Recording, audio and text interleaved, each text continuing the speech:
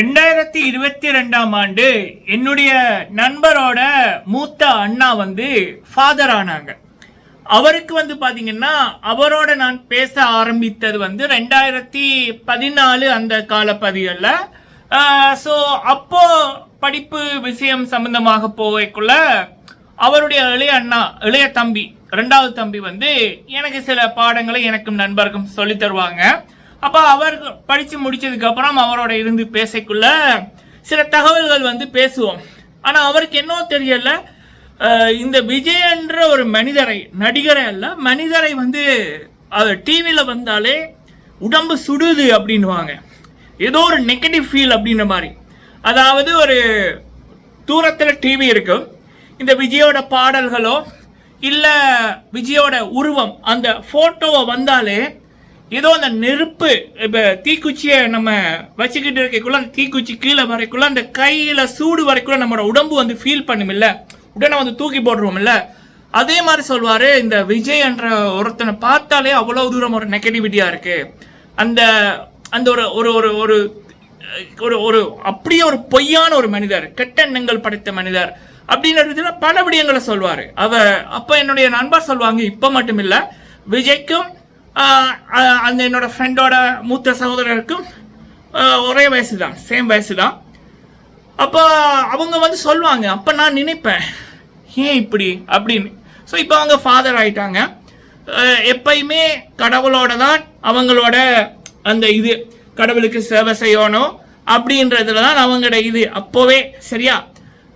அது அப்போ அவரை வீட்டில் சொல்லைக்குள்ள அப்போ தாய் தகப்பனுக்கு விருப்பம் இல்லாட்டியும் பிறகு ஓகே பிள்ளையோட விருப்பம் அப்படின்ற மாதிரி அவர்கள் அனுமதித்தார்கள். 2022 அவர் அந்த இது சேவைக்குள்ள போயிட்டாரு.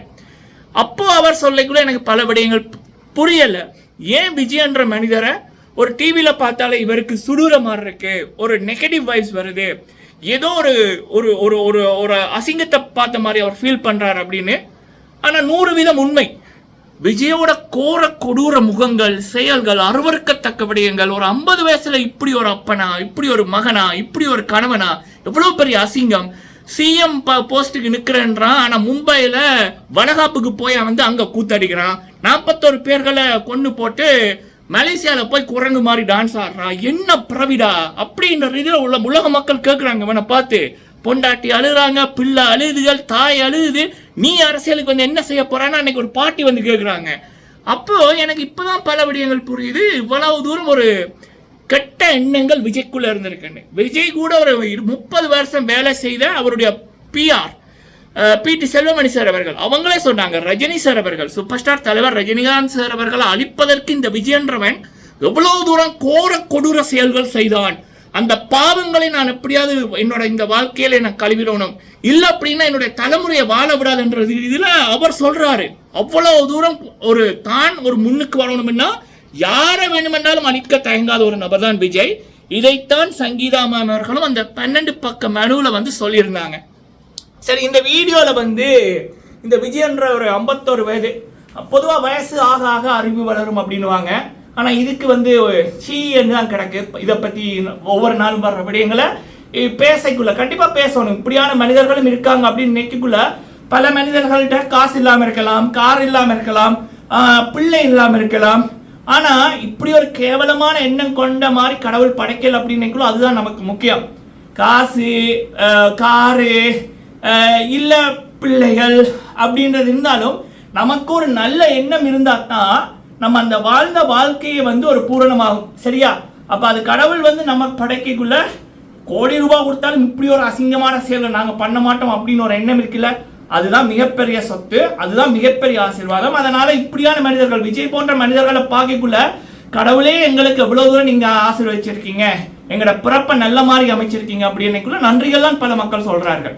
சரி, இந்த வீடியோல சிவகுமார் சார் அவர்கள், சூர்யா அண்ணா அவர்களுடைய அப்பா சிவகுமார் சார் அவர்கள் இந்த விஜயை நிற்க வச்சு நாக்கப்படுங்கிற மாதிரி கேள்வி கேட்டிருக்காரு.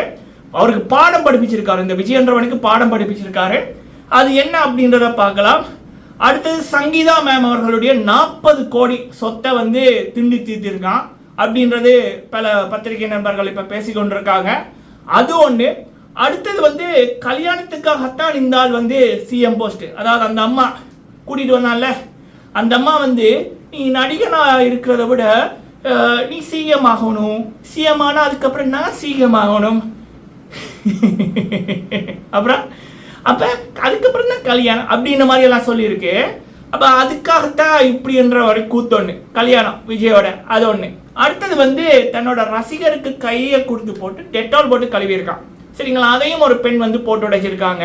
விழுப்புரத்தில் ஓடினதுக்கு அப்புறம் அவன் பண்ண சம்பவம் அப்படின்னு அந்த விடயங்கள் எல்லாம் இப்போ வெளியில் வருது. அதை பற்றியும் பார்க்கலாம். சரிங்களா, நீங்கள் போடுற லைக்கு பல பேருக்கு இந்த வீடியோவை கொண்டு போய் சேர்க்க உதவும். முடிந்தால் லைக் பண்ணுங்கள், ஷேர் பண்ணுங்கள். உங்களுடைய கேள்விகள் கருத்துக்கள் இருந்தால் கேளுங்க, சொல்லுங்கள். அதை பற்றியும் அடுத்த வீடியோவில் பேசலாம், பார்க்கலாம். ஓகே, முதலாவது விடயம் சிவகுமார் சார் அவர்கள்.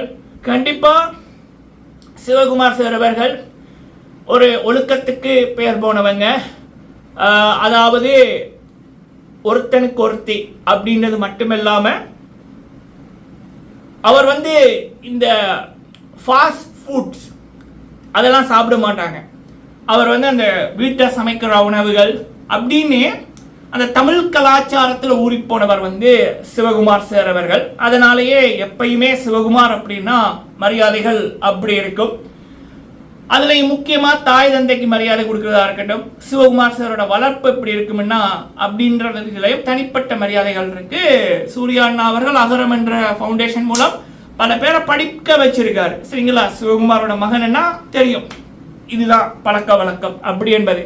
அப்போ அவர் வந்து இந்த விஜயன்றவனை பெத்த பிள்ளைய அழ வச்ச விஜயன்றவன், பொண்டாட்டியை விட்டுட்டு வேற எங்கேயோ கதின்னு கிடக்கிறவன், குடியும் குத்துமா இருக்கிறவன், பெத்த தாய் 5 வருஷமா கண்ணீர் விட விட்டவனை வந்து மேடையில வச்சு செஞ்சுட்டாரு. பெத்தவங்களை தனிமையில விடுறவங்க, பெத்தவங்களை அந்த முதியோர் இல்லத்தில் கொண்டு போய் விடுறவங்க எந்த ஜென்மத்திலையும் அந்த பாவத்தை கழுவ முடியாது. அப்படி பண்ணாதீங்கடான்ற இதில் செருப்படி கொடுத்துருக்காரு. ஏன்னா இவன் பெற்றவங்களை துரத்தி விட்டுட்டான். அடுத்தது பொண்டாட்டி, அதுக்கு அழகா சொன்னாரு, வீட்டு சாப்பாடு தான் பெஸ்ட்டு, ஹோட்டல் சாப்பாடு உதவாது, அது உடம்புக்கு கேடு அப்படின்ற ரீதியில். இந்த இவன் இவன் இவன் போய் கிடக்கிறான் இல்லை, பொங்கல் அன்னைக்கு கீர்த்தி சுரேஷ் வீட்டை போய் கிடந்திருக்கான். இவன் கூட இருந்த பிஆர்ஓ அவரே சொல்றாரு, மகளோட கிராஜுவேஷனுக்கு வராம கீர்த்தி சுரேஷ் வீட்டை போய் கிடக்கிறான்னு. அதுக்கப்புறம் கல்யாணத்துக்கு இன்னொன்னு கூட்டிட்டு வந்தான். அங்க அந்த அந்த அந்த நடிகையோட நாய்க்குட்டியோட பிறந்த நாளுக்கு ரெண்டு கிடக்குறான்.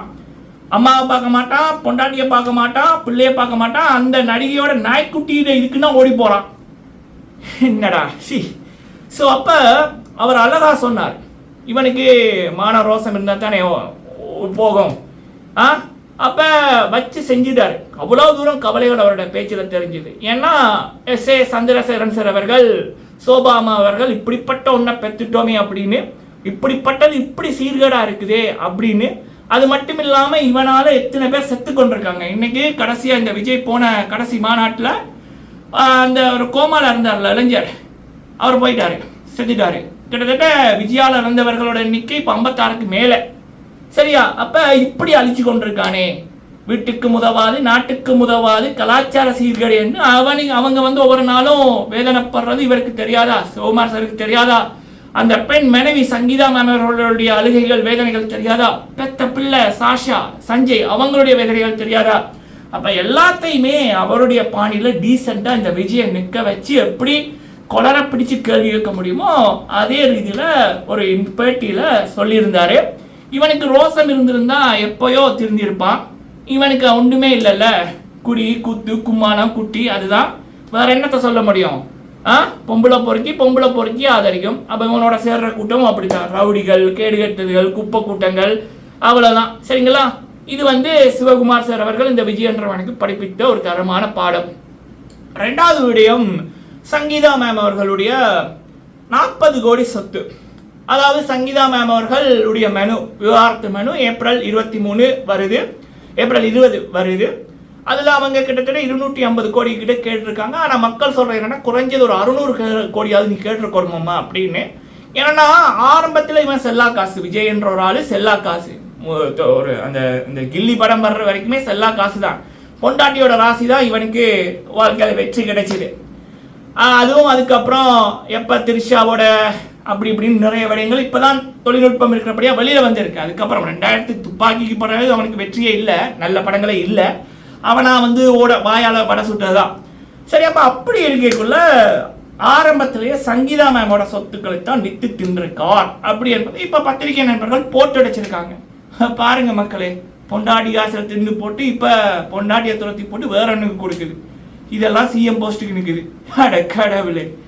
சரி, அடுத்தது வந்து பாத்தீங்கன்னா கல்யாணமா, அதாவது இந்த ஒன்றை கூட்டிகிட்டு வந்துச்சுல்ல, அது என்ன சொல்லியிருக்குன்னா, ஃபர்ஸ்ட்டு நீங்கள் சிஎம் ஆகுங்க, அதுக்கப்புறம் நீங்கள் 5 வருஷம் சிஎம் ஆகுங்க, அதுக்கப்புறம் நான் 5 வருஷம் சிஎம் இருப்போம், நீங்கள் சிஎம் ஆனதுக்கப்புறம் நாங்கள் கல்யாணம் பண்ணுவோம்னு.